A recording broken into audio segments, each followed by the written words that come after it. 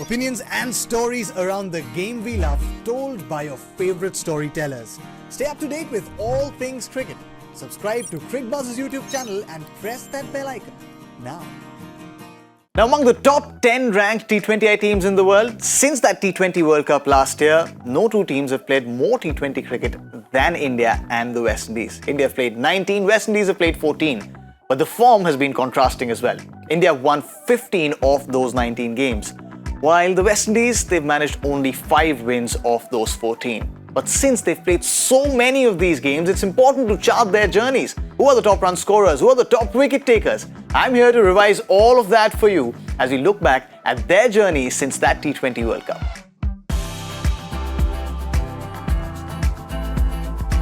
Now, India have played 6 series since that T20 World Cup, with 4 of them being of 3 games versus New Zealand, West Indies, Sri Lanka and England. 1 series each of 5 matches versus South Africa and 2 matches versus Ireland respectively. India have managed to win 5 of these 6 series, drawing 1 against South Africa, where the last game was a washout. As for the West Indies, they have played 4 series, with 3 series of 3 games each versus Pakistan, India and Bangladesh, and 1 series of 5 games versus England. West Indies have managed to win 2 series versus England and Bangladesh and suffered whitewashes in the other 2 versus Pakistan and India.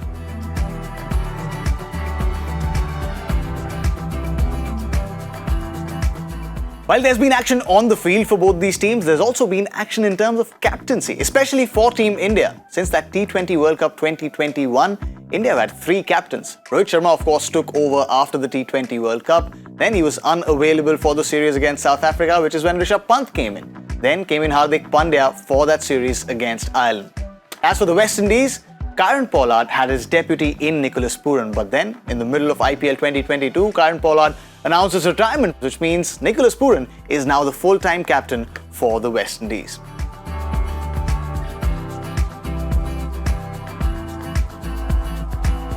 Now, the batters for both sides have always been the star performers for their teams. India have some surprising names in their top 3 run scorers. Ishan Kishan happens to be India's highest run scorer in this time post that T20 World Cup 2021. He's had consistent performances, especially in that series versus South Africa. He had string of half centuries. He was providing India with those solid starts. Number 2 is Shreyas Iyer. He also had a great time in T20Is, especially in that series against Sri Lanka, where getting him out was a bit of a trouble for the Sri Lankan bowlers. Then at number 3 is Suryakumar Yadav, someone who did miss out a huge chunk of these games post that T20 World Cup. But then once he came back in roaring form and forms the top 3 run scorers for Team India.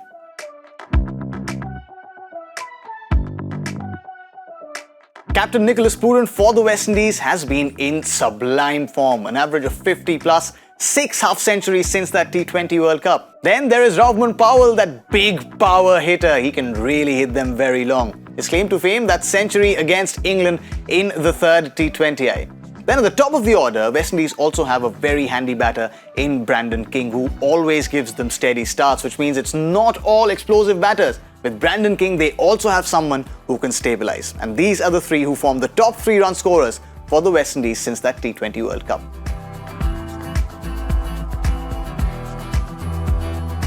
As for the bowlers, there are surprising names there as well. But the one name that shouldn't really surprise you is that of Harshal Patel. Ever since he's made his debut for Team India, he was of course man of the match in his debut game as well. That wickets counter just keeps rolling for Harshal Patel. He's India's leading wicket taker post that T20 World Cup, and come the West Indies series, his cutters, his slow balls that dip into the surface might come in very handy. Number 2 is the legend. Yes, he is a T20 legend, Bhuvneshwar Kumar. For him to make that kind of a comeback after those strings of injuries, and look at that average, look at that economy. He's not giving away runs at all while continuously picking wickets. He's really staking a claim for that T20 World Cup squad already.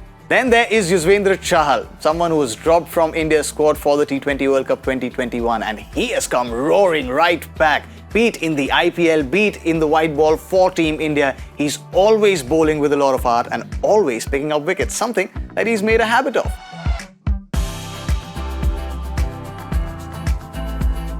As for the West Indies, Romario Shepherd is their leading wicket taker, and he has a 2-pronged attack.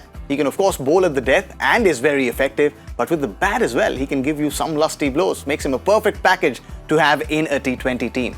The second highest wicket taker has been Jason Holder. He's only actually played those 2 series, one against England, one against India, and did the bulk of the damage in that England series. 15 wickets in that series alone.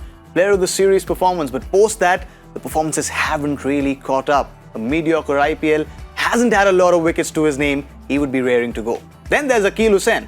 Doesn't have a lot of wickets to his name, but look at that economy. That economy helps him very well in the shortest format and might help containing the Indian batters once he faces them. The countdown for that T20 World Cup has begun, which means everything that both these teams, India and West Indies, do on the ground, every decision that they make, every selection that they do, will be looked at through that lens of the T20 World Cup. They still have time to fine-tune things, which means both these teams would like to put their best foot forward come this T20I series. We're all in for some very, very exciting action.